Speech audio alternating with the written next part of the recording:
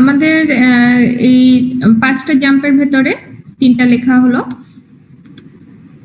এবং এরপরে হচ্ছে 3টা ড্র করা হয়েছে। লাস্টের যেটা হচ্ছে এসটিডি জাম্প এবং স্ট্রং অর চপি জাম্প।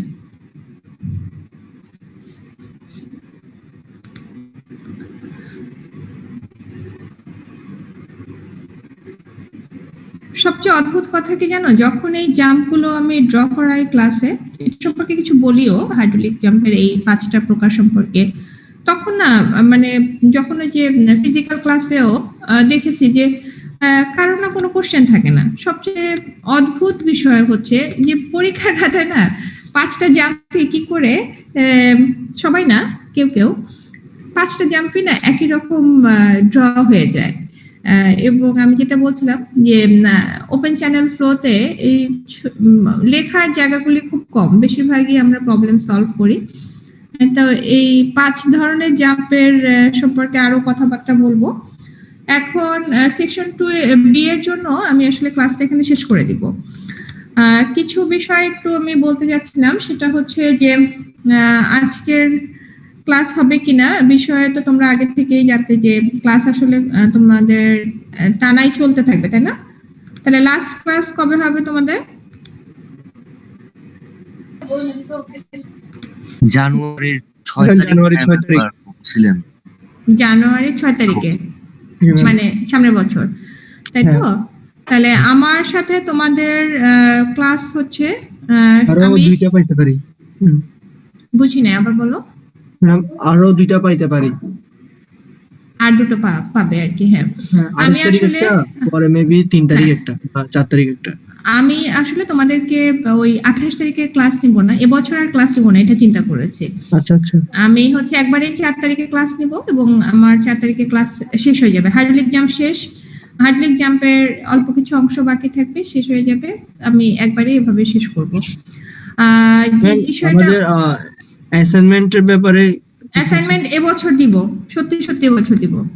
কঠিন অ্যাসাইনমেন্ট, আসলে খুব কঠিন অ্যাসাইনমেন্ট শেষে দেখা যাবে যে তোমরা সলভ করলে কিন্তু আমি পারলাম না। ঠিক ব্যাপারটা এরকম না। আমি আসলে খুব আশাবাদী ছিলাম যে তোমরা বোধহয় আসবে একটা ছোট করে ক্লাস টেস্ট নেব।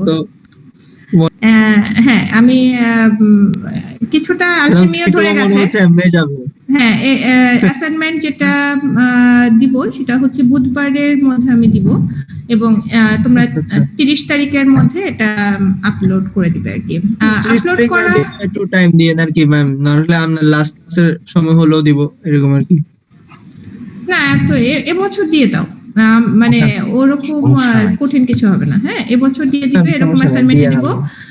31 তারিখে কাজ কাম না করাই ভালো, বছর এমনিই খুব একটা ভালো বছর না এটা। জি ম্যাম, 30 তারিখের মধ্যে সাবমিট করে দিবে, 30 তারিখ রাত 12টায়, হ্যাঁ, বাংলাদেশ টাইম। আচ্ছা, ওকে। তাহলে বলে ভালো হতো ম্যাম। তাসিন কিছু বলবে? তাসিন যে হাত তুলেছিল কিছু বলবে? আসসালামু আলাইকুম, আমার একটা প্রশ্ন ছিল ম্যাম। হ্যাঁ, বলো ম্যাম। প্রশ্নটা হচ্ছে, আমরা হাইড্রোলিক জাম্পের যে লেন্থ এর ইকুয়েশনটা দেখেছিলাম, তো ওখানে আপনি বলেছিলেন যে L3 টাকে রিপ্লেস করতে LJ। হ্যাঁ ম্যাম, ওই স্লাইডটা যদি একটু বের করতেন। স্লাইডটা এখনো শেয়ার দেওয়া আছে, তাই না? জি ম্যাম। জি ম্যাম, তো এখানে L3 টাকে আমরা যদি LJ দিয়ে রিপ্লেস করি ম্যাম, নিচে একটা LRJ দেওয়া ছিল, তো আসলে লেন্থ বলতে কি আমরা 2টা সেকশনাল ডিফারেন্স বুঝাচ্ছি, মানে সেকশন 1 এবং সেকশন 2 এর মধ্যে যে ডিফারেন্স সেটা বুঝাচ্ছি, নাকি আপনার হচ্ছে সেকশন 1 থেকে আমি তোমাকে বলছি।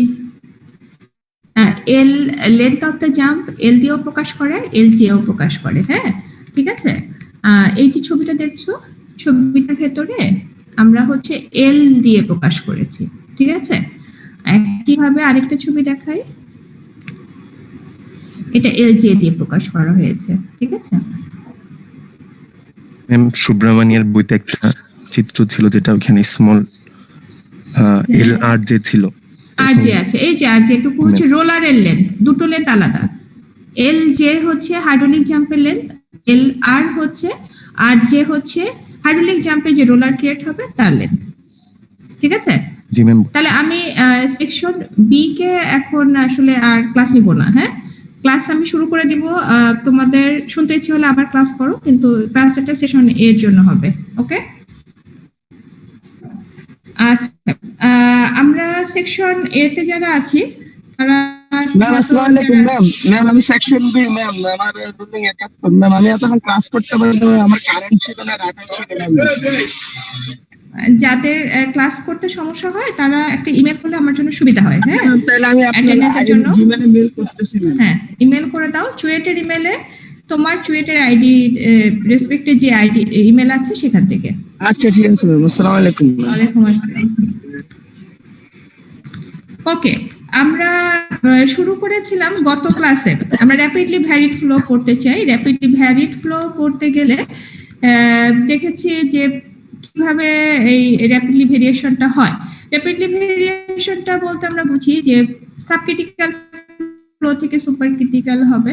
র্যাপিড ভেরিয়েশন উল্টা ব্যাপারও হতে পারে, সুপার ক্রিটিক্যাল থেকে সাবক্রিটিক্যালও হতে পারে, কিন্তু র্যাপিডলি ভ্যারি হতে হবে। এটা হচ্ছে আমাদের প্রাথমিক যে অবজারভেশন ছিল।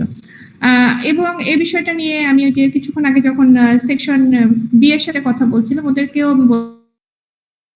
আমার কাছে খুব মানে কি বলা যায়, আমি আসলে হেল্পলেস হয়ে যাই যে আসলে কোনটা আগে পড়ানো উচিত, হাইড্রোলিক জাম্প আগে পড়ানো উচিত নাকি স্লুইচ গেট পড়ানো উচিত, বা বেসিক যে র্যাপিডলি ভ্যারিড ফ্লো ডেফিনেশন এটা আগে পড়ানো উচিত। আরো এর সাথে সাথে আরো কিছু কথা আছে, সেটা হচ্ছে যে আমি হাইড্রোলিক জাম্প নামে যে অংশটুকু পড়াতে চাই তার অনেক আগে থেকেই আমার ছাত্ররা হাইড্রোলিক জাম্প কথাটার সাথে পরিচিত। এটা পরিচয় তাদের ওপেন চ্যানেল ফ্লো কোর্সে ক্লিয়ার ভাবে, ফ্লুইড মেকানিক্সে কিছুটা হলেও তারা বোধহয় একটা আইডিয়া পায়, কিন্তু ফ্লুইড মেকানিক্সে তাদের সুযোগ হয় না, হাইড্রোলিক জাম্পের সাথে পরিচিত হওয়ার সুযোগ হয় না। মূলত দেখা যায় যে ওপেন চ্যানেল ফ্লো যেদিন থেকে পড়ানো হয় ওই 1-2 ক্লাসের পর থেকে হাইড্রোলিক জাম্প সম্পর্কে জানে। তো আমি গত বছরও হাইড্রোলিক জাম্প আগে পড়িয়েছি। এবছর আবার মানে এই বিষয়টা আমার কাছে খুব মানে কনফিউজিং লেগেছে কোনটা আগে পড়ানো উচিত। তো এবছর আসলে আমি হাইড্রোলিক জাম্প তোমাদেরকে আর কি পরে পড়ালাম।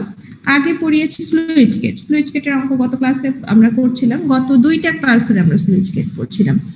তাহলে র্যাপিডলি ভ্যারিড ফ্লোর ক্ষেত্রে যেটা দেখার বিষয় সেটা হচ্ছে স্টিম লাইনের ক্ষেত্রে এক ধরনের কার্ভেচার থাকবে। স্টিম লাইনে কার্ভেচার থাকবে এবং এই যে কার্ভেচারটা খুব অ্যাব্রাপ্ট হবে।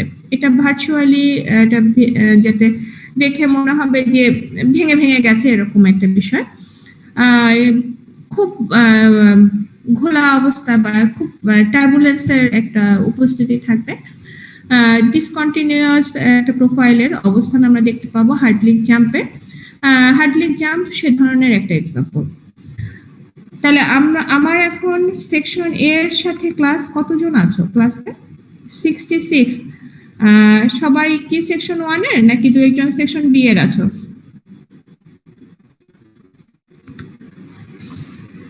সেকশন বি এর কেউ নাই? সবাই সেকশন 126। ইয়াসিন তো সেকশন বি এর।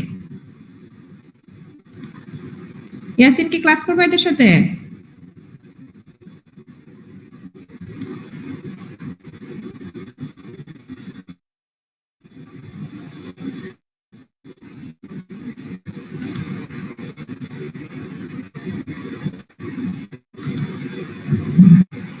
তাহলে আমাদের এই ক্লাসে যে কজন আছি আমরা সবাই আমরা মোটামুটি একটা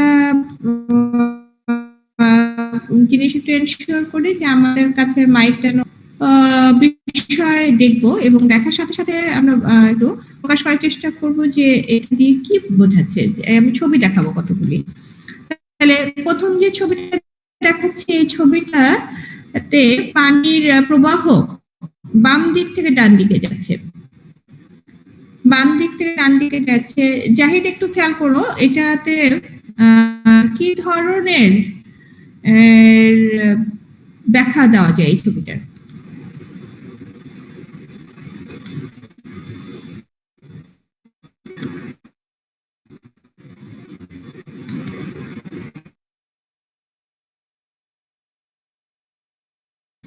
এই ছবিটার ব্যাখ্যা কিভাবে দেওয়া যায়?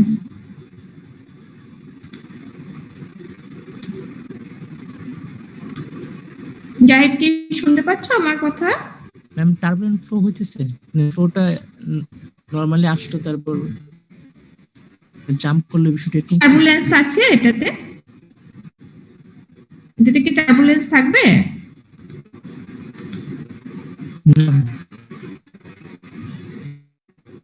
আচ্ছা, ফ্লোটা সম্পর্কে আর কি কোনো কথা আর কি কেউ বলবে কেমন দেখতে?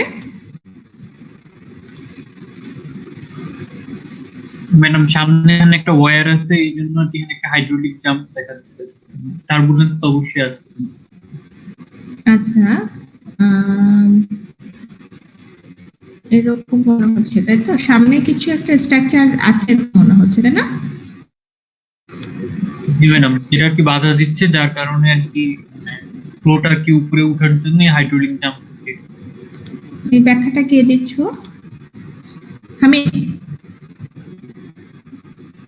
এটা কি জাহিদ বলেছো না হামিম বলেছো? আচ্ছা হামিম, এই বিষয়টা অনেকখানি বলতে পেরেছো। একটু খেয়াল করে দেখো যে এখানে কোন স্ট্রাকচার কিন্তু আসলে আমরা দেখছি না, তাই না? আমরা আসলে অনেক সময় ভুলে যাই। আমরা এই অবস্থানগত যেমন স্ট্রাকচারের ডেফিনেশনে আমরা হয়তো আমাদের মাথার ভিতরে কাজ করছে একটা স্লুইস গেট থাকতে পারে, তাই না? বা একটা ড্যাম থাকতে পারে। এখানে আসলে সিম্পলি এই যে চ্যানেলের যে বটমটা দেখতে পাচ্ছ, এই বটমটাতে পজিশনটা স্লোপ ক্রিয়েট করা আছে। আর এখানে আমরা যেটা দেখতে পাচ্ছি যে ওয়াটারের হাইট দুটোর ভেতরে ভিন্নতা দেখতে পাচ্ছি, একটা জাম্প ক্রিয়েট হয়েছে। নেক্সট, এই ছবিটাতে কি ধরনের চেঞ্জ দেখা যাচ্ছে?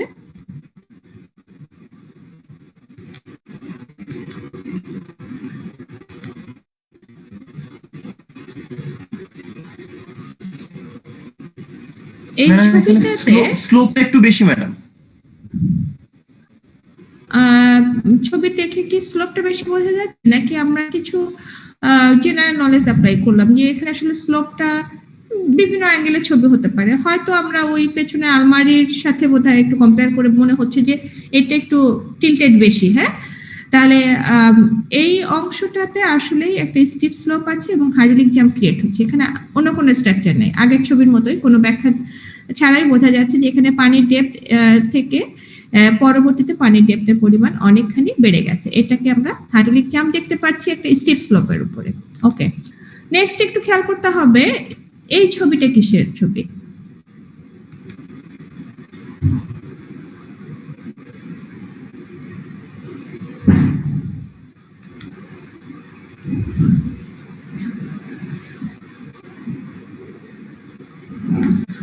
এই স্লোপ ছবিটাতে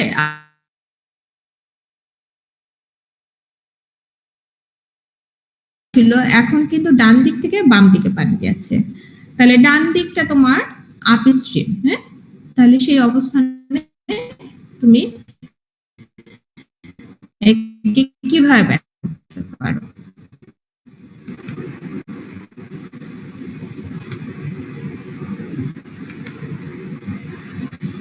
আমরা দেখতে পাচ্ছি যে এই অবস্থানে এক ধরনের স্ট্যান্ডিং একটা ওয়েভ দেখতে পাচ্ছি। খুব দ্রুত কিন্তু ওয়েভটা পাস হচ্ছে না। কিছুক্ষণ আগে আমরা কিন্তু দেখেছিলাম যে ওয়েভটা মনে হচ্ছে যে ছাড়া পেয়ে গিয়েছে এবং তার উপরে একটা সাদা ফেনা দেখতে পাচ্ছিলাম, তাই তো? তাহলে এখানে যে জিনিসটা আছে সেটা হচ্ছে সাবক্রিটিক্যাল একটা ফ্লো। ওয়েভটা আপ স্ট্রিম থেকে ছোট ছোট ছোট ছোট করে এভাবে মুভ করতে করতে যাচ্ছে।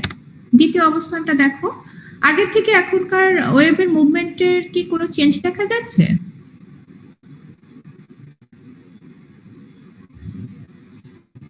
আগের ওয়েভটা থেকে এখনকার ওয়েভের মুভমেন্টে কি কোনো চেঞ্জ দেখা যাচ্ছে? এবং ফ্লো ডিরেকশন অবশ্যই ডান দিক থেকে বাম দিকে।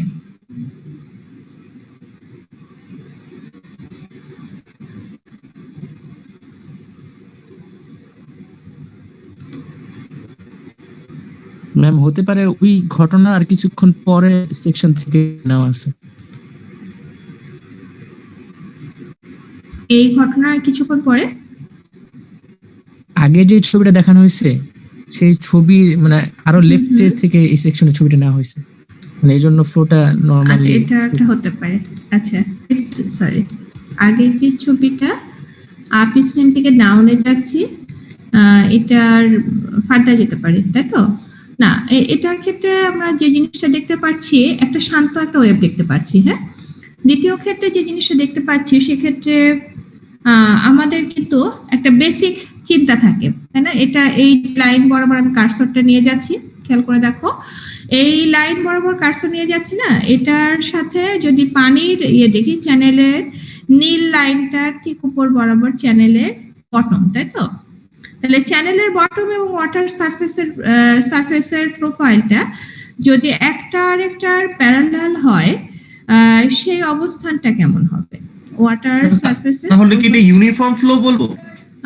এটাকে আমরা ফুললি ইউনিফর্ম ফ্লো বলার ক্ষেত্রে একটু তো কনজারভেটিভ সিচুয়েশন, তাই না? কারণ হচ্ছে এখানের ওয়েভগুলো কিন্তু আমরা যেমন দেখছিলাম যে স্ট্যান্ডিং একটা মুভিং ওয়েভ, সেরকম কিন্তু দেখা যাচ্ছে না, তাই না? একটা স্ট্যান্ডিং মুভিং ওয়েভ হচ্ছে না, কিন্তু আমাদের এই বেসিক প্রিন্সিপালটা সে মিট করেছে। সারফেসটার সাথে আমাদের নিচের প্রোফাইলটা প্যারালাল আছে, তাই তো? এটাকে ক্রিটিক্যাল ফ্লো বলে। ক্রিটিক্যাল ফ্লোর এই অবস্থানে আমরা স্ট্যান্ডিং একটা ওয়েভে আছে, হ্যাঁ। ক্রিটিক্যাল ফ্লোর এই অবস্থানে আমরা স্ট্যান্ডিং একটা প্যারালালি একটা স্ট্যান্ডিং ওয়েভ কন্ডিশন আছে। এখনকার ছবিটাতে কি তোমরা পানির অবস্থা দেখতে পাচ্ছ? আমি কার্সরটা রাখলাম, হ্যাঁ। এই সারফেস বরাবর কিন্তু পানির অবস্থান আছে, এই সারফেসটায় পানির অবস্থান আছে। আমি জানি না এর থেকে খুব ভালো ছবি হবে কিনা, কারণ এই সময়টায় যেটা হয় এই ধরনের ফ্লোর ক্ষেত্রে যেটা হয় যে সে কিছুটা পানি ছিটে ওয়ালে এসেও পড়ে, মানে এর থেকে খুব ক্লিয়ার ছবি আনা কঠিন হয়ে যায় এই অবস্থানটা। এই অবস্থাটা খুব দ্রুত পানি যাচ্ছে, খুব দ্রুত পানি যাচ্ছে। আর কোনো অবজারভেশন আছে কিনা? ম্যাডাম ফ্লোটা সুপার ক্রিটিক্যাল হতে পারে, দ্যাটস ওয়াই ডেপথটা কমে গেছে, এটা হইতে পারে। আচ্ছা, তাহলে আমাদের কাছে এটাই বিষয়টা এরকমের যে আমরা এখানে সুপার ক্রিটিক্যাল ফ্লোকে আইডেন্টিফাই করতে পারছি, তাই না? আমাদের যা নলেজ হয়েছে, এটা যদি ক্রিটিক্যাল ফ্লো হয় তার থেকে আমরা কম্পেয়ার করে হোক এটুকু বুঝতে পারছি সুপার ক্রিটিক্যাল ফ্লো এটা হতে পারে বা হবে। আরো আমাদের কাছে অবজারভেশন আরেকটা হওয়া উচিত ছিল, সেটা হচ্ছে এখানকার যে পানির ডেপথ তার থেকে এখানে পানির ডেপথের পরিমাণ কম, এবং সুপার ক্রিটিক্যাল হওয়ার জন্য এটার আমি বলছিলাম যে যখন আমরা যদি ছবি তুলতে যাই তখন এ থেকে ক্লিয়ার ছবি তোলা যাবে না, কারণ হচ্ছে পানি চারিদিকে ছিটে আসছে। তাহলে সুপার ক্রিটিক্যাল ফ্লো হলেই এই ধরনের কন্ডিশনগুলি আমরা ফেস করে থাকি। তাহলে হাইড্রোলিক জাম্প আমরা যে ছবিগুলো দেখছিলাম সেই ছবিগুলোর আলোকে যদি একটা স্ক্যামেটিক আঁকতে চাই, সেই স্ক্যামেটিকের ভেতরে কি কি থাকবে? এই ছবিটা তোমরা একটু যত্ন করে আঁকবে। যত্ন করে আঁকার ক্ষেত্রে কয়েকটা জিনিস মেনটেন করবে, সেটা হচ্ছে সেকশন 1 এবং সেকশন 2 কে মার্ক করছো। সেকশন 1 বরাবর ডেপথ, সেকশন 2 বরাবর ডেপথ থাকবে, বাকি ফিচার গুলো দিয়ে ছবিটা খাতায় আঁকবে, প্রত্যেকে খাতায় আঁকবে।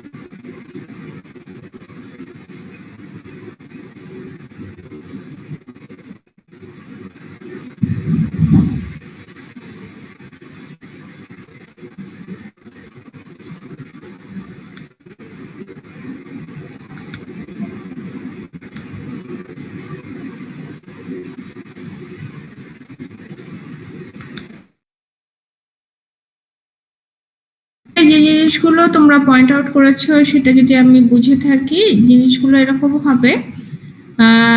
1 নাম্বার যে জিনিসটা থাকা উচিত সেটা হচ্ছে তোমরা হাইড্রোলিক জাম্পটাকে আইডেন্টিফাই করতে পেরেছো। ঠিক, সেকশন 1 বরাবর হাইড্রোলিক জাম্পটাকে আইডেন্টিফাই করেছো। সেকশন 2 তে যখন হাইড্রোলিক জাম্পটা শেষ হয়ে গেছে সেটাকেও আইডেন্টিফাই করেছো। এখন সেকশন 1 বরাবর যে হাইড্রোলিক জাম্পটাকে আইডেন্টিফাই করেছো সেখানে একটা জিনিস একটু খেয়াল করো, ঠিক সেই পয়েন্টটাকে হাইড্রোলিক জাম্প আইডেন্টিফাই করেছো যেখান থেকে তার উচ্চতা বাড়তে শুরু করেছে, পানির উচ্চতা বাড়তে শুরু করেছে, তাই না?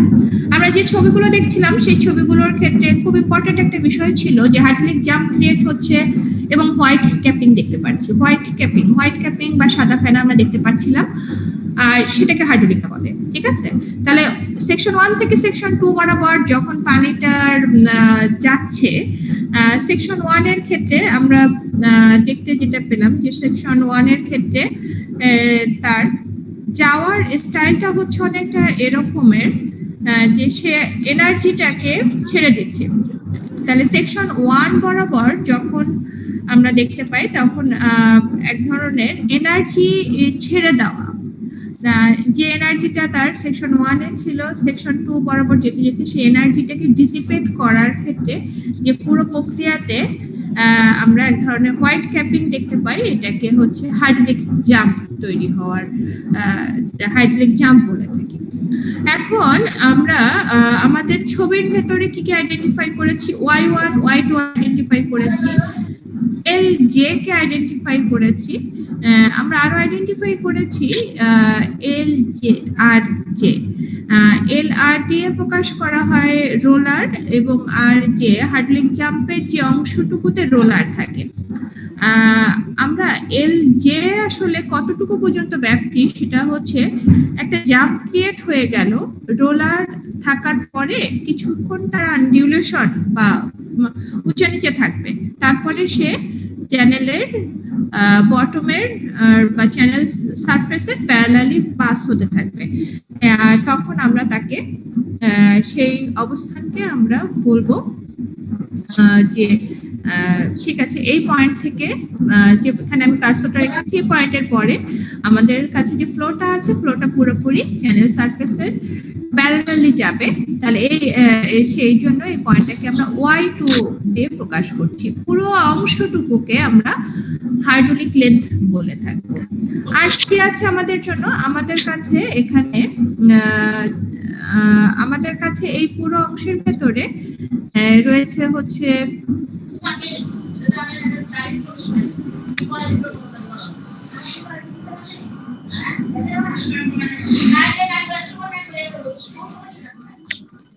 নামিয়া, তোমার মাইকটা একটু মিউট করো তো।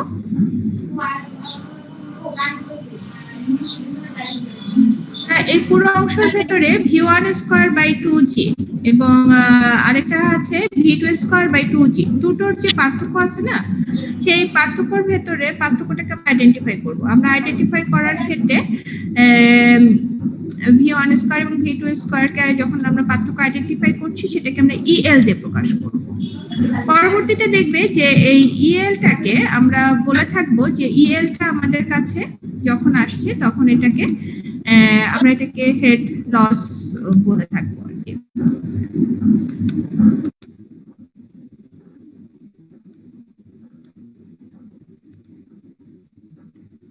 ওকে, তাহলে আমাদের কাছে এই ছবির ভেতরে আর কোনো জায়গা বোধহয় আইডেন্টিফাই করতে বাকি নাই। ও V1 V2 V1 এর ক্ষেত্রে অবশ্যই যেটা মনে হচ্ছে যে এনার্জি ডিসিপেট করার আগে তার যে ভেলোসিটি ছিল, এনার্জি ডিসিপেশন শেষ হওয়ার পরে,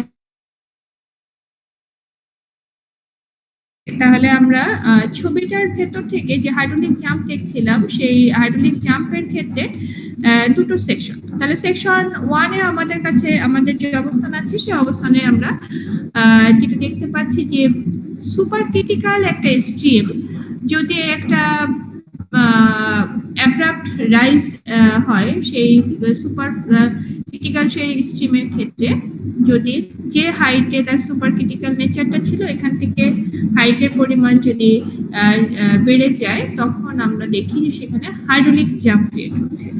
হাইড্রোলিক জাম্প ক্রিয়েশনের ক্ষেত্রে সেকশন 1 এ আমরা দেখতে পাচ্ছি যে y1 যে পয়েন্টটা আছে এই পয়েন্টটাকে আমরা ডিফাইন করে থাকি এবং এটাকে আমরা বলে থাকি টো অফ দ্য জাম্প।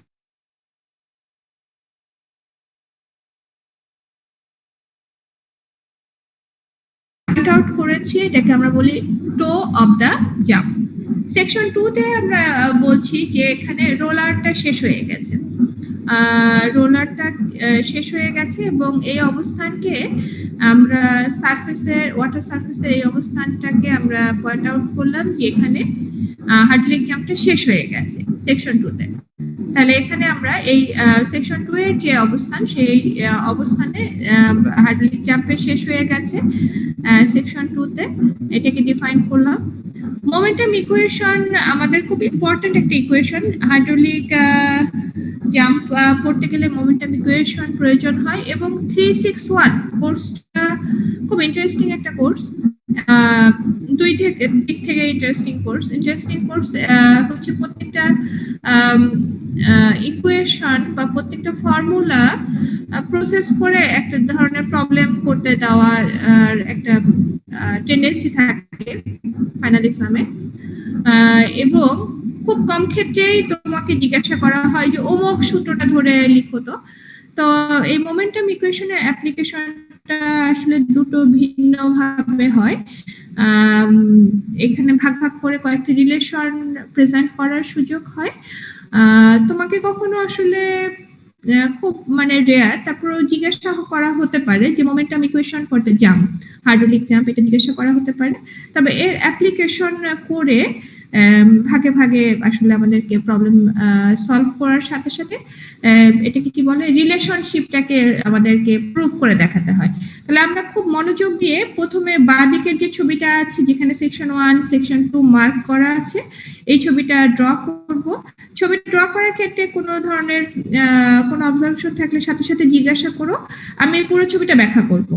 তাহলে প্রথমে এই ছবিটা সবাই খাতার ভিতরে ড্র করবে।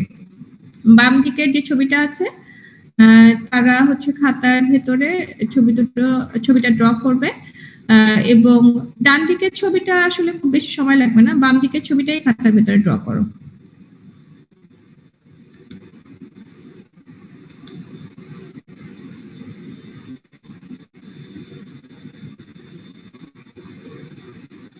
যারা এইমাত্র ক্লাসে ঢুকলে তারা একটু খেয়াল করো যে সবাই এখন এই খাতার ভেতরে ছবিটা ড্র করছে সেকশন 1 এবং সেকশন 2 মিলিয়ে বাম দিকের ছবিটা, সবার খাতায় ছবিটা আঁকা হবে।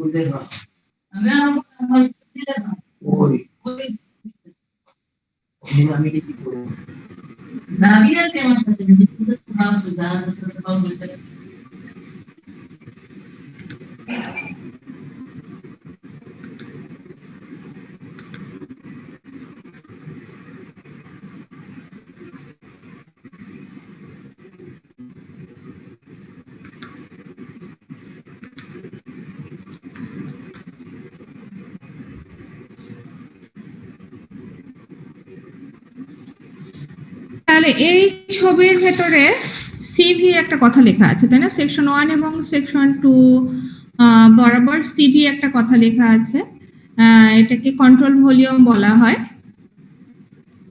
এবং এখানে আমাদের কাছে একটা জিনিস একটু পয়েন্ট আউট করতে হচ্ছে, সেকশন 1 এবং সেকশন 2 বরাবর প্রথম থেকে একদম প্রথম থেকে হচ্ছে চ্যানেলটা যে অবস্থানে আছে এটা হরিজন্টালের সাথে থিটা অ্যাঙ্গেল করে, তার মানে একটু ইনক্লাইন্ড আছে, থিটা অ্যাঙ্গেল করে এটার অবস্থান আছে, ঠিক আছে, থিটা অ্যাঙ্গেল করে এটার অবস্থান আছে।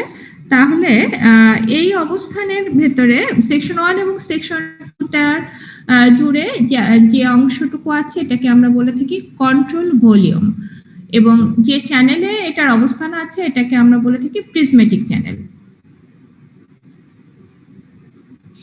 প্রিজমেটিক চ্যানেল বলে থাকি। তাহলে এই কন্ট্রোল ভলিউমের ভেতরে আমাদের কি কি অবজারভেশন থাকবে সেকশন 1 এবং সেকশন 2 তে? প্রথমে আমাদের আমরা প্রিজমেটিক চ্যানেল যখন বলে থাকি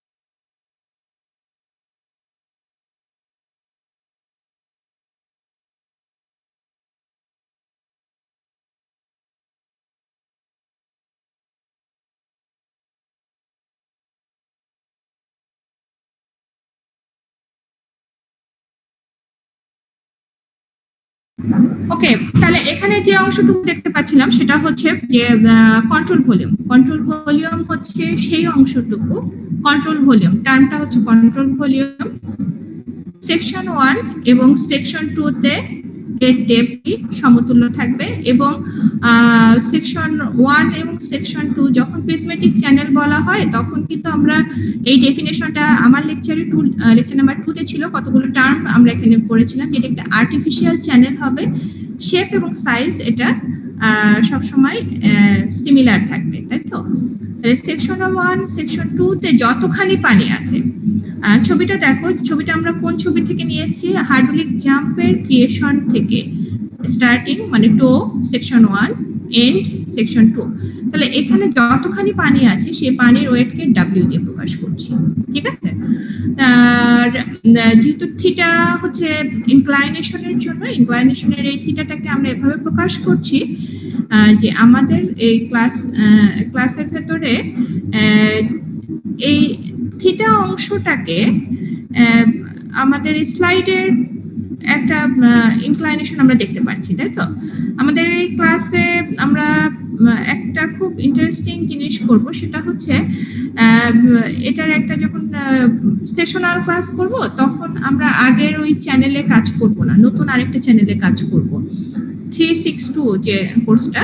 তখন ওই সময় দেখবো যে আমরা চাইলে আমাদের পুরো চ্যানেলটাকে ইনক্লাইন করতে পারি। আমরা কিন্তু আগে যে চ্যানেল নিয়ে কাজ করেছি 262 তে সেশনালে, তখন কিন্তু ওই চ্যানেলটাকে আমরা ইনক্লাইন করতে পারতাম না, এখন আমরা ইনক্লাইন করতে পারবো, এবং এই ফিচারটা যে চ্যানেলে থাকে এটাকে আমরা টিল্টিং চ্যানেল বলে থাকি। তাহলে আমরা আসি থিটা অ্যাঙ্গেল, যেটা থিটা অ্যাঙ্গেলের কারণে পানির দিকে ডাব্লিউ এর যে অংশটুকু থাকছে এটাকে ডাব্লিউ সাইন থিটা দিয়ে প্রকাশ করছি। তাহলে P1 সেকশন 1 বরাবর কাজ করছে, P2 সেকশন 2 বরাবর কাজ করছে, P1 P2 সেকশন 1 এবং 2 বরাবর কাজ করছে। তাহলে P1 দিয়ে আমরা বলি প্রেসার ফোর্স কন্ট্রোল সেকশন বরাবর সেকশন 1 এ, এবং এটাকে আমরা গামা A1 Y1 বার দিয়ে প্রকাশ করি। গামা একটু খাতার ভিতরে লিখবে, P1 হচ্ছে pressure force at control section, control surface at section 1.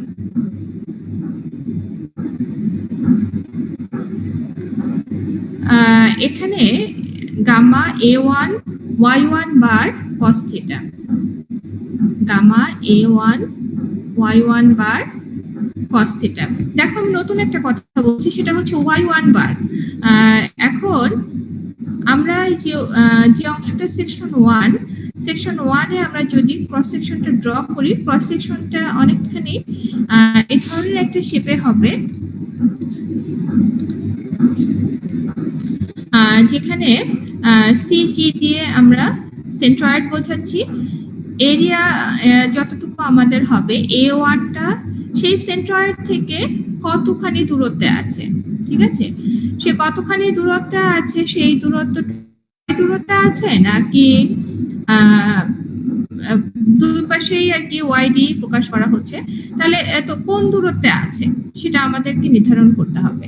এখন আমাদেরকে নির্ধারণ করার ক্ষেত্রে সেকশন 1 এবং সেকশন 2 দুটো অবস্থানেরই জন্য আমার এই দূরত্বটুকু y1টাকে আমরা অ্যাভারেজ যে y1 থাকবে সেই অ্যাভারেজ y1টাকে আমরা বের করব।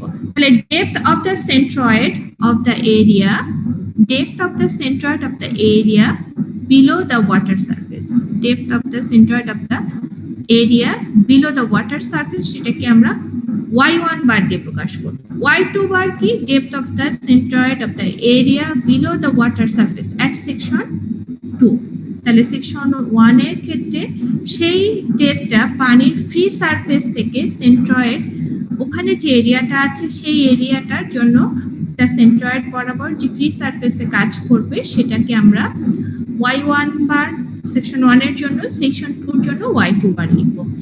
fs যেটাকে আমরা বলছি fs দিয়ে শেয়ার ফোর্স বলবো, শেয়ার ফোর্স কন্ট্রোল সারফেস বরাবর আমরা শেয়ার ফোর্স বলবো।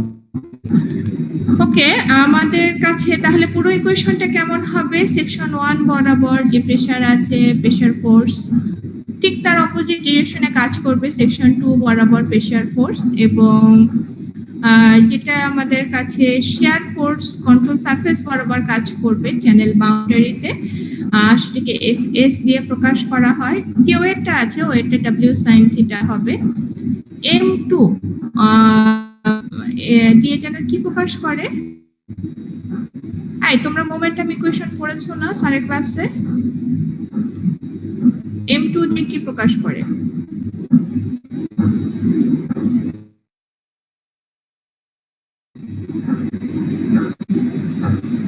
ম্যাডাম এই মানে এই মোমেন্টাম ইকুয়েশন আপনি ম্যাডাম ফার্স্টে আমাদেরকে দেখাইছিলেন, তখন m2 m1 মানে স্যার এটা তো ডিটেইলসে পড়ায় নাই, শুধু বলছো যে মোমেন্টাম এই টাইপ কিছু একটা বলছিল, একটা হচ্ছে কি ভিতরে ঢুকতেছে, একটা হচ্ছে কি বের হয়ে যাচ্ছে, এই টাইপ কিছু বলছিল।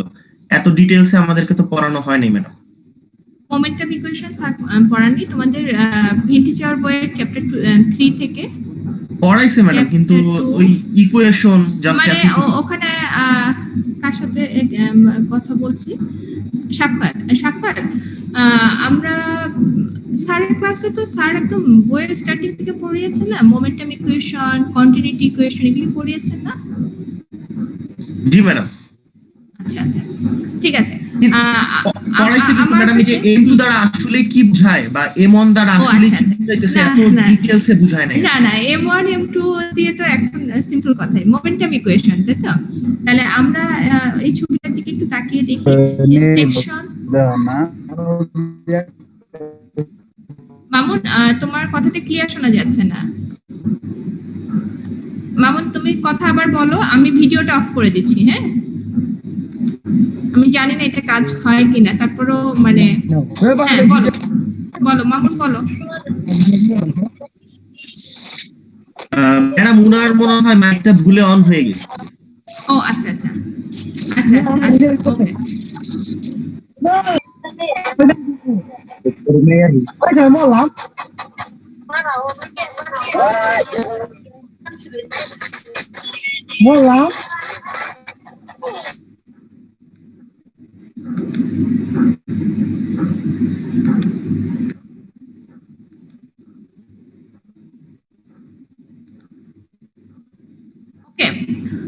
তাহলে খেয়াল করে দেখো যে m1 m2 এটা দিয়ে আসলে আমার হচ্ছে মোমেন্টাম দরকার। হ্যাঁ, এখন আমার পানি কোথা থেকে কোথায় যাচ্ছে? সেকশন 1 থেকে সেকশন 2 বরাবর যাচ্ছে।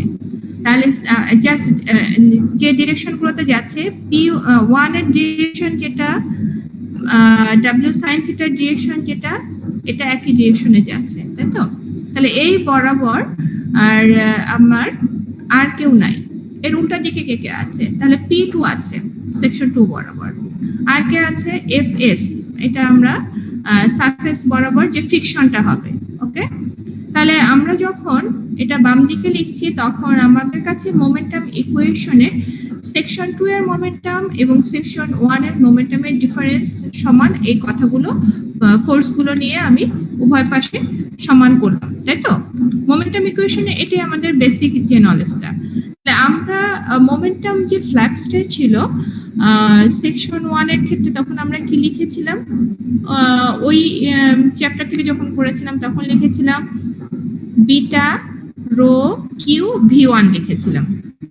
এখন বিটা কিউ ভি1 ইন্টু রো, এটা সেকশন 1 এর জন্য যখন হচ্ছে তখন আমি জানি সেকশন 1 এবং সেকশন 2 কন্ট্রোল ভলিউমে যেহেতু অবস্থান করবে, তার ভেতর থেকে যে পরিমাণে পানির প্রবাহ যাবে কিউ এর পরিমাণ সবসময় সেম থাকবে, তাই না? সেকশন 1 এও যা থাকবে সেকশন 2 তেও তাই থাকবে।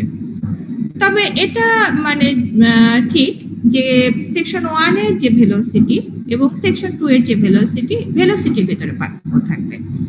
আর কি আছে, সেকশন 1 এর মোমেন্টাম কোফিশিয়েন্ট এবং সেকশন 2 এর মোমেন্টাম কোফিশিয়েন্ট, এই কোফিশিয়েন্ট দুটোতে একটু পার্থক্য থাকতে পারে।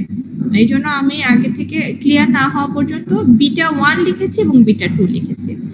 এখন আসো, তোমাদের কিছুটা নলেজ আছে যদি বিটা কথা বলা হয়, তোমরা এক সময় অনেকগুলো অঙ্ক করার কথা, আলফা এবং বিটা নিয়ে অনেকগুলো অঙ্ক করার কথা, তাই তো?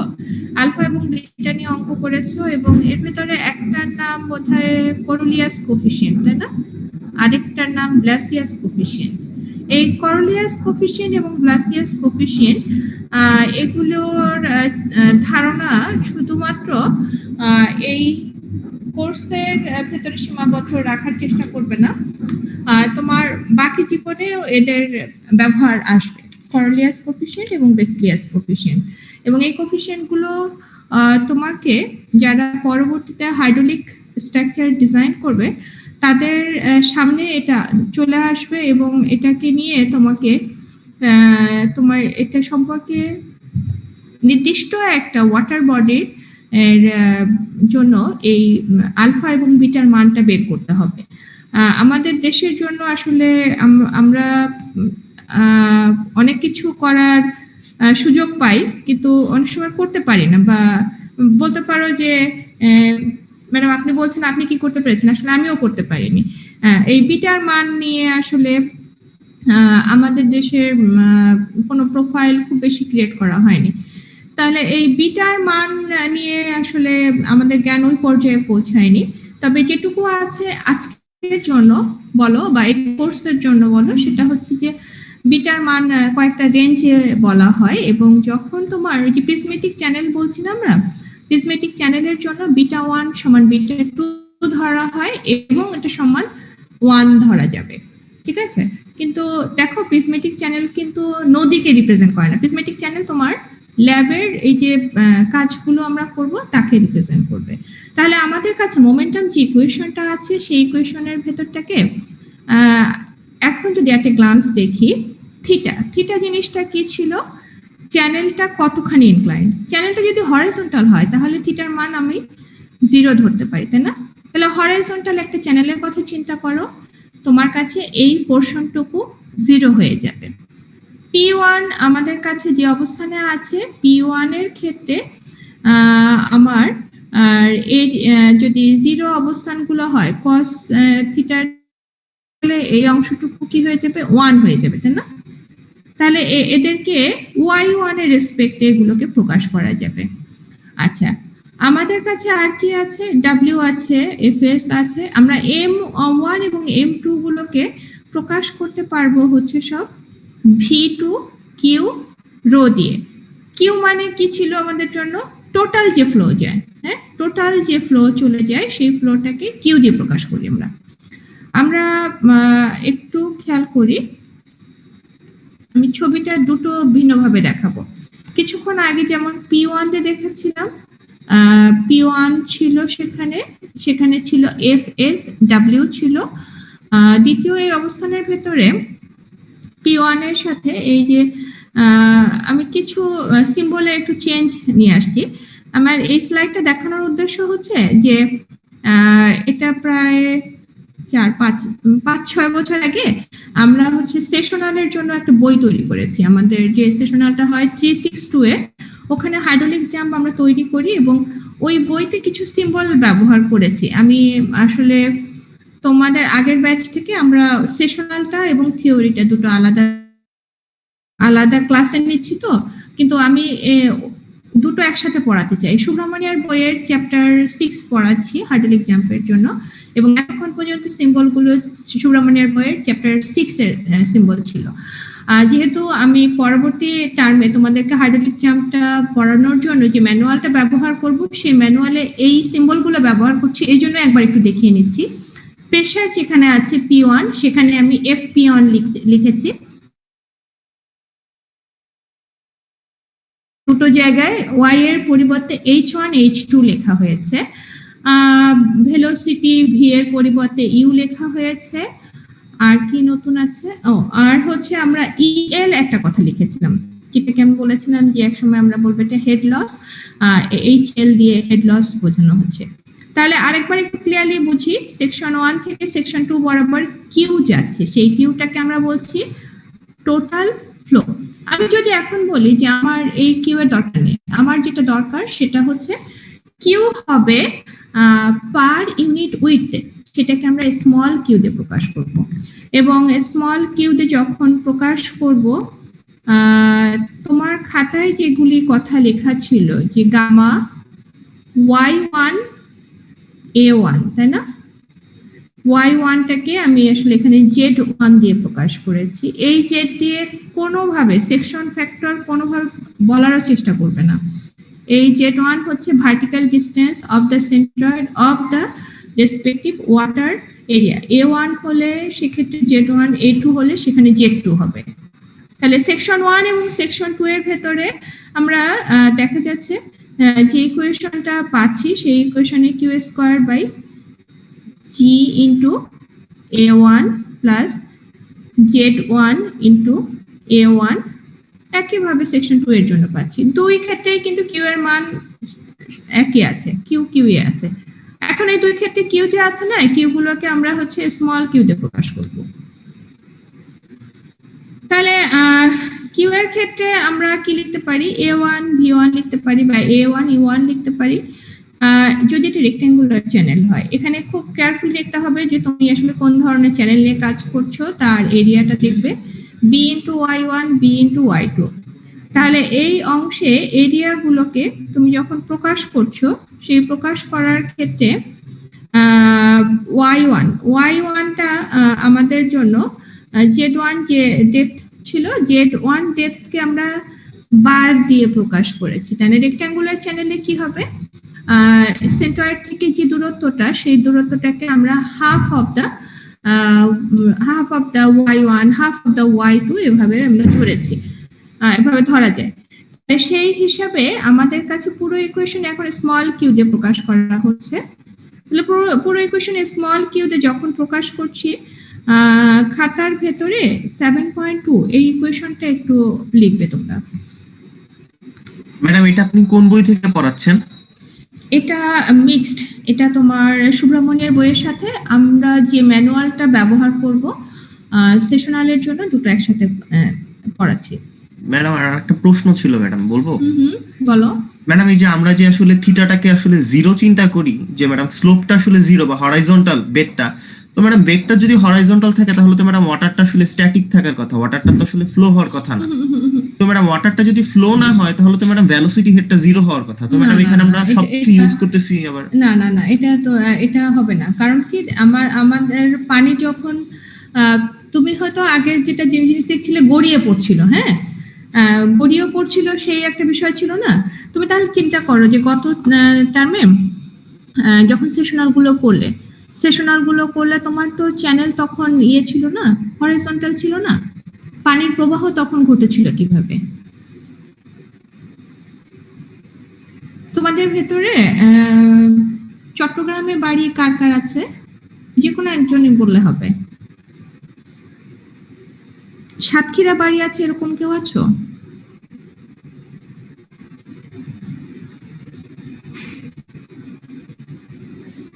সাতক্ষীরা বাড়ি আছে এরকম কেউ নাই? চট্টগ্রামে বাড়ি আছে এরকম তো আছে নাকি?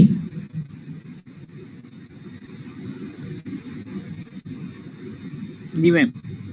আচ্ছা, কে আছো চট্টগ্রাম বাসা? Ismail. Ma'am roll 21 Ismail.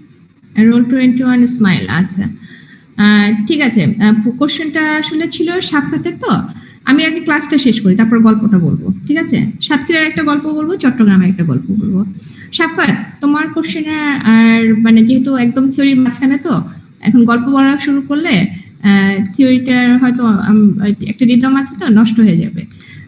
Simple কথা হচ্ছে, যদি তোমার হরিজন্টাল একটা চ্যানেল হয়, সেখানে তোমার গ্র্যাভিটেশনাল ফোর্স জনিত কারণে যে পানিটা রোল করে যাওয়া সেটা হবে না হয়তো, কিন্তু আমার যদি এখানে যেটা আছে একদম প্যারালাল একটা অবস্থান আছে না, আমি উপর থেকে পানি দিচ্ছি, আমার যদি পানিটা একদম লাস্ট পর্যন্ত চলে যায়, পানিটা তখন ফ্রি ফ্লো হবে এবং পানি কিন্তু একটা ভেলোসিটি থাকবে, ঠিক আছে? এই ভেলোসিটিটা পুরোপুরি ডিপেন্ড করবে তুমি ওই যখন একদম হরিজন্টাল হয়ে যাচ্ছে তুমি তখন বেরিয়ার দিতে পারো, বেরিয়ার দিলেই হাইড্রোলিক জাম্প ক্রিয়েট হবে, ঠিক আছে? ওটা স্লোপ জনিত কারণে হবে না, হাইড্রোলিক জাম্প তখন হাইড্রোলিক স্ট্রাকচার জনিত ক্রিয়েট হবে। আমি আজকে যে দুটো ছবি দেখিয়েছি স্লোপ জনিত হাইড্রোলিক জাম্প দেখিয়েছি, কিন্তু এটা বেরিয়ার জনিত কারণে হাইড্রোলিক জাম্প ক্রিয়েট করা সম্ভব। এবং টিল্টিং ফ্লুমে আমি এ ধরনের কয়েকটা এক্সপেরিমেন্ট মানে তোমাদের এক্সপেরিমেন্টের জন্য সেটআপে কখনো থিটা দিয়ে করাই, কোনো ব্যাচে থিটা ছাড়াও করাই, ঠিক আছে? আমি তাহলে দুটো এক্সাম্পলের কথা বলবো ক্লাস শেষে, হ্যাঁ? ওকে, তাহলে আমাদের কাছে যে অবস্থান আছে সেকশন 1 এবং সেকশন 2 এর জন্য সবসময়ের জন্য স্মল কিউ সেম হবে, ক্যাপিটাল কিউ এর রেসপেক্টে যে স্মল কিউটা। এখন এই যে দেখো বি এর মান কিন্তু সেকশন 1 এবং সেকশন 2 তে সেম হতে হবে, কারণ হচ্ছে এটি প্রিজমেটিক চ্যানেল এবং রেক্টেঙ্গুলার চ্যানেল, যার কারণে আমাদের শুধুমাত্র বি এর ভ্যালুর উপরে ভিত্তি করে ক্যালকুলেশন করা যাবে। আমরা এই অংশটাকে সেকশন ইকুয়েশন 2 কে আমরা রিঅ্যারেঞ্জ করে লিখব v1 square by g into y1 equal to f1 square. তার সাথে আমরা প্যারালালি ডান পাশে যখন এই অংশটুকু রিঅ্যারেঞ্জ করা হচ্ছে, ডান পাশের অংশটুকু হবে half into y2 by y1 into y2 by y1 plus 1। খেয়াল করে দেখো যে আমরা এমন ভাবে অ্যারেঞ্জ করে নিয়েছি যেটা সমান সমান আসলে হয় ফ্রুট নাম্বার যেটাকে f দিয়ে প্রকাশ করা হয়েছে, এবং এটা সেকশন 1 এ আছে বলে ফ্রুট নাম্বারকে f1 দিয়ে প্রকাশ করা হয়েছে। এই প্রসঙ্গে আমার একটা অবজারভেশন হচ্ছে, ইকুয়েশন 7.3 কে 7.4 এ যেভাবে লেখা আছে এভাবে আমরা লিখতে পছন্দ করি। আমরা লিখি y2 by y1 equal to half into root over 1 plus 8 f1 square minus 1. 7.4 এই ইকুয়েশনটা খুব গুরুত্বপূর্ণ একটা ইকুয়েশন। এখানে মাধ্যমে আমরা ইনিশিয়াল এন্ড সেকেন্ড ডেপথ এর ভেতরে সম্পর্ক খুঁজে পাই। আমি মনে হয় আজকে পড়াতে গিয়ে একটাবারও বলি নাই যে সেকশন 1 এ যেটাকে আমরা বলছিলাম যে হাইড্রোলিক জাম্পের টো তৈরি হয়, সেটা সেই বরাবর যে y1 আছে বা ওয়াটারের ডেপথ আছে সেটাকে আসলে ইনিশিয়াল ডেপথ বলে। হাইড্রোলিক জাম্প যেখানে শেষ হয়ে যাচ্ছে সেটাকে সেকেন্ড ডেপথ বলে, যেটা একদম এন্ড অফ দ্য জাম্প তাকে সেকেন্ড ডেপথ বলে। তাহলে এই দুটো রেশিওর ভেতরে হচ্ছে আমরা y2 বাই y1 পাচ্ছি, এবং এই পুরো জিনিসটাকে প্রকাশ করে থাকি f1 দিয়ে। f1 হচ্ছে ফ্রুট নাম্বার, সেকশন 1 বরাবর যে ফ্রুট নাম্বার সেটা দিয়ে প্রকাশ করছি। আমি আসলে কোনো বইতে এই এফটাকে, এই ফ্রুট নাম্বারটাকে এফ আর সাফিক্স দিয়ে দেখি নাই, কিন্তু নর্মালি আমরা ফ্রুট নাম্বার আসলে এফ আর সাফিক্স দিয়ে করি। তাহলে y2 বাই y1 যেটা আমরা সেকেন্ড ডেপথ এবং ইনিশিয়াল ডেপথের রেশিও দিয়ে প্রকাশ করে থাকি। হাইড্রোলিক জাম্পের লেন্থ প্রকাশ করার জন্য যদি তুমি ভিজুয়ালি দেখো বা এক্সপেরিমেন্ট করো, তুমি সিম্পলি কি করতে পারো, যেখান থেকে জাম্প ক্রিয়েট হচ্ছে এবং যেখানে জাম্প শেষ হচ্ছে দুটো জায়গা থেকে দূরত্বটা মাপ দিয়ে বের করে ফেলতে পারো, তাই না? তো এটার জন্য যখন হাইড্রোলিক জাম্প তোমার হাতের কাছে নাই, তোমার কাছে ভ্যালুগুলো আছে, সংশ্লিষ্ট ভ্যালুগুলো আছে, সেই ভ্যালুগুলোর সাপেক্ষে এটাকে বের করি। আমি এখানে একটু ভুল করেছি, এখানে এল জে হবে, যেটাকে 3 এর মতো দেখা যাচ্ছে। তোমাদের ম্যানুয়ালে আমি এটা কারেক্ট করে দেব, এখানে এল জে হবে। খাতার ভেতরে যেটা লিখছো এল জে বাই y1, মানে সেকশন 1 এ আমি কিন্তু কাজ করছি। সেখান থেকে ফ্লোট নাম্বারটা অবশ্যই 1 থেকে বেশি হবে, এবং যার কারণে ইকুয়েশনটা ফ্লোট নাম্বার f1 1 থেকে বেশিটা বোঝাই যাচ্ছে, সেইভাবে ইকুয়েশনটা ফরমেশন হয়েছে।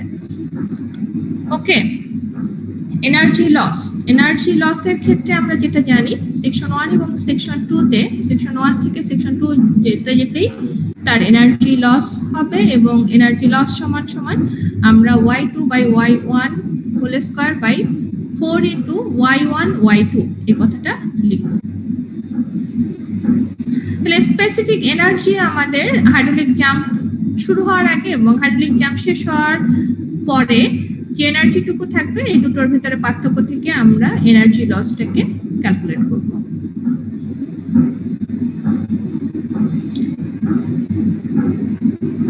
ওকে, এনার্জি লস ক্যালকুলেশন শেষে আমাদের আরেকটা কাজ করতে হবে, সেটা হচ্ছে যেহেতু এনার্জি লস আমরা E1 এবং E2 ক্যালকুলেট করতে পারছি, E1 এবং E2 ক্যালকুলেট করলে তার ভিতরে যে রেশিওটা হবে, সেই রেশিওটাকে পার্সেন্টেজ আকারে যদি তুমি বের করো, তাহলে হাইড্রোলিক জাম্পের জন্য খুব চমৎকার একটা জিনিস বের হবে, এটা হচ্ছে efficiency of the jump. Efficiency of the jump, এই এফিশিয়েন্সি, জাম্পের এফিশিয়েন্সি 5 থেকে 70% ভাগ করা আছে। ভিন্ন ভিন্ন জাম্পের জন্য ভিন্ন ভিন্ন পার্সেন্টেজ হয়, সেই জাম্পের এফিশিয়েন্সি গুলো আমরা এখান থেকে ক্যালকুলেট করব। ইকুয়েশনটা একটু খাতায় লিখে নেবে।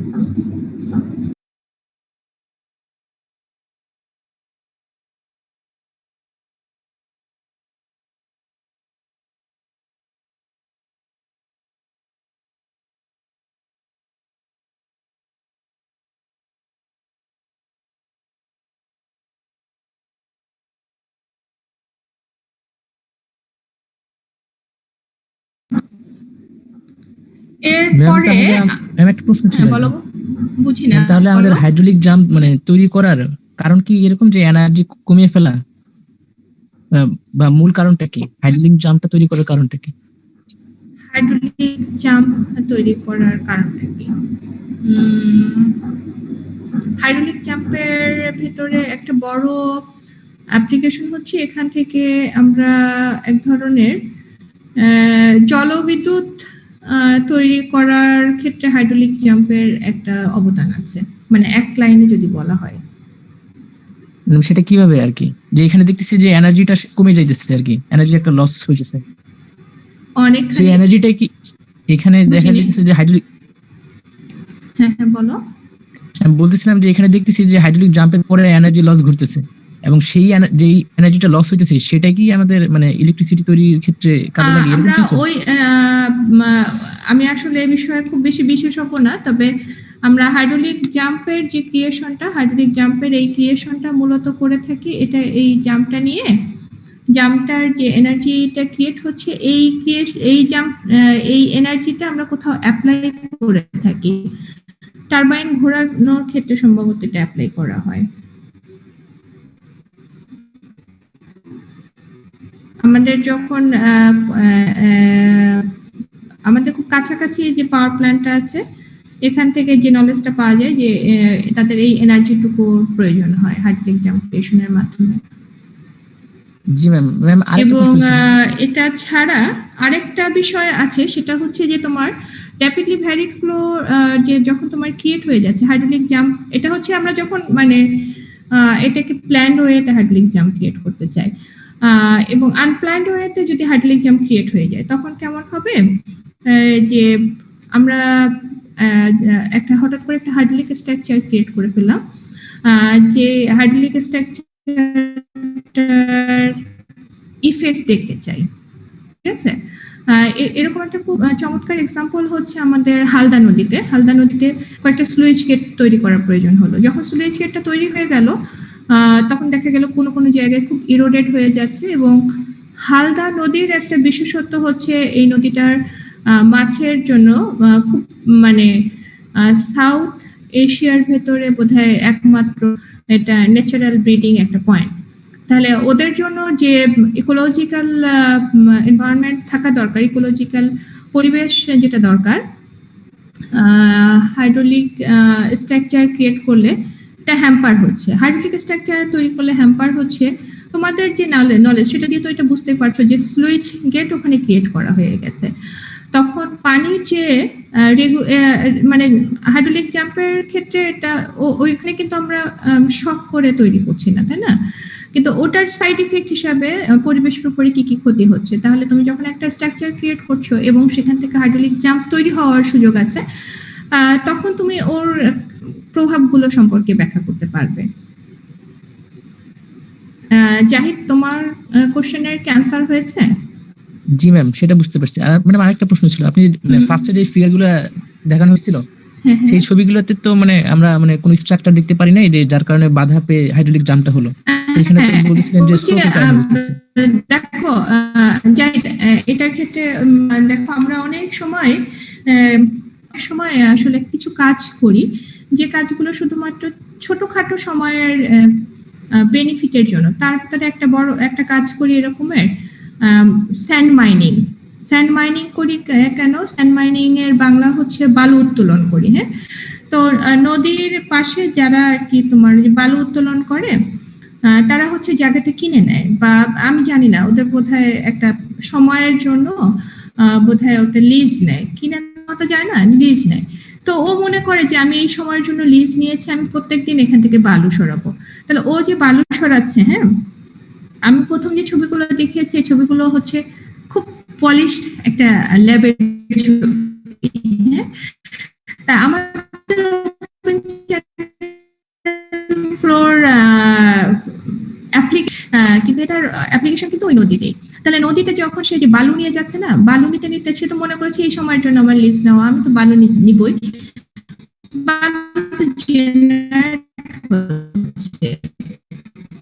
তখন সে কি করে, চ্যানেলের ওই তখন কিন্তু কোনো স্ট্রাকচারের প্রয়োজন হয় না।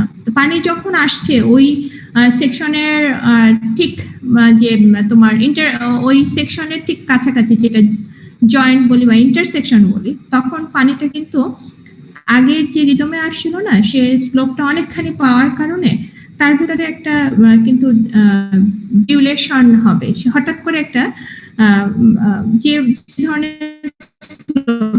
আমরা অনেক সময় হাঁটতে গিয়েও যদি আমাদেরকে আগে থেকে বলে না দেওয়া থাকে রাস্তার এই অংশটায় স্লোপ আছে, তাই না? আমরা সিভিল ডিপার্টমেন্ট না, যে মেকানিক্যালের ওয়ার্কশপ থেকে যখন আমরা নামার চেষ্টা করি, যে শেখ রাসেল হলের দিকে যাওয়ার চেষ্টা করলে হঠাৎ করে আমরা মেকানিক্যালের কর্নার থেকে, এখন বোধহয় শামসুন্নাহার হলে যে রোডটা আছে, হঠাৎ করে একটা স্লোপ আছে না, আমরা কিন্তু একই রিদমে হাঁটতে থাকি। ওই স্লোপটা কিন্তু আমাদের তখন হাঁটার গতিটাকে এক ধরনের চেঞ্জ নিয়ে আসে, তাই না? পানির ক্ষেত্রে সে হঠাৎ করে এখানে যখন ওই যে স্যান্ড মাইনিং হয়ে যাচ্ছে ওই জায়গাটা যখন একটা স্লোপ হয়ে যাচ্ছে, তখন কিন্তু তার স্টেপটা বেড়ে যায় এবং তখনই হাইড্রোলিক জাম্পটা ক্রিয়েট হয়। ওখানে কোনো স্ট্রাকচার নাই। হ্যাঁ, সেক্ষেত্রে কি তাহলে ওই আগের যে ছবিটা দেখানো হয়েছে সেটা কি পুরোপুরি ব্যাখ্যা করতে পারতেছে ঘটনাটা, যেহেতু এখানে কোনো স্লোপ দেখানো হয়েছে? মাইল স্লোপে, হ্যাঁ, মাইল স্লোপে তোমার হাইড্রোলিক জাম্প হবে তো। মাইল স্লোপে এখানে তো একটা কনস্ট্যান্ট স্লোপ কাজ করতেছিল, মানে প্রিজমেটিক চ্যানেল যেহেতু, সেটা হঠাৎ করে মানে কেন একটা জাম্প ঘটলো? হ্যাঁ, ওই যে মাইল স্লোপ জনিত কারণে। এই স্লোপটা কি আগে থেকে কাজ করতেছিল না? না, মাইল স্লোপে তোমার গ্র্যাজুয়ালি স্লোপ আর মাইল স্লোপের ভেতরে তো পার্থক্য হবে। গ্র্যাজুয়ালি স্লোপ যখন সে ধীরে ধীরে ট্রেনিং পেয়ে আসছে, এটা তো আমরা তো পুরোপুরি র্যাপিডলি ভ্যারিড ফ্লো করছি, তো এখানে তোমার গ্র্যাজুয়াল স্লোপ থাকবে না। ওকে ম্যাম, বুঝতে পারছি, ধন্যবাদ। আমরা হচ্ছে এফিসিয়েন্সি অফ জাম্প যেটা বলছিলাম, এফিসিয়েন্সি অফ জাম্পের ক্ষেত্রে আমরা এভাবে প্রোগ্রেস করছি যে এখানে আমার E2 জানা আছে, E1 জানা আছে। হাইট অফ দ্য জাম্প অবশ্যই তোমরা যখন সেশনাল করবে আমি বলবো টেপ দিয়ে মাপ দিয়ে নিয়ে আসো যে কতটুকু আছে, কিন্তু তোমার কাছে একই সাথে জাম্প কতটুকু আছে টেপ দিয়ে মাপ দেওয়ার সাথে সাথে তোমাকে এটাও মিলিয়ে দেখতে হবে যে Y2 বা সেকশন 2 বরাবর যে উচ্চতা আছে এবং সেকশন 1 বরাবর যে উচ্চতা আছে, দুটো উচ্চতার ভিতরে পার্থক্য থেকে হাইড্রোলিক জাম্পের উচ্চতা বের করব। আমরা আরেকটা কাজ করে থাকি, relative height of the jump বের করে থাকি, সেটাকে HJ দিয়ে প্রকাশ করে থাকি, E1 দিয়ে ভাগ করি। E1টা আমাদের কি জানা ছিল,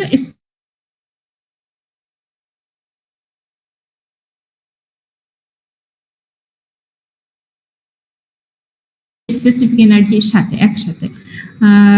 আমাদের কাছে টোটাল 5 ধরনের হাইড্রোলিক জাম্প আছে। একটাকে আমরা বলবো আনডিউলার জাম্প, দ্বিতীয়টাকে বলবো উইক জাম্প, তৃতীয়টাকে বলবো অসিলেটিং জাম্প, চতুর্থটাকে বলবো স্টিডি জাম্প, পঞ্চমটাকে বলবো স্ট্রং জাম্প। তাহলে এই টোটাল জাম্পগুলোর ভেতরে রেঞ্জ থাকবে 1 থেকে 1.7, 1.7 থেকে 2.5, 2.5 থেকে 4.5 এবং লাস্ট একটা বেশ বড় 4.5 থেকে 9। তারপরে 9 এর উপরেও যদি যায় ফ্রুট নাম্বারের পরিমাণ, তাকে স্ট্রং জাম্প বলবো। 12টার সময় একটা ক্লাস আছে। আনডিউলার জাম্প, উইক জাম্প এবং অসিলেটিং জাম্প। তোমাদের ঘড়িতে কি 12টা বেজে গেছে? ম্যাডাম আমারটা তো 12টা 2 বাজে। আচ্ছা দাঁড়াও, 1 মিনিটে কথা শেষ করি। নেক্সট উইকে ক্লাস নিব না, একটা অ্যাসাইনমেন্ট দিব এই বুধবারে, সামনের বুধবারের মধ্যে জমা দিবে। লাস্ট ক্লাস 4 তারিখে নিব।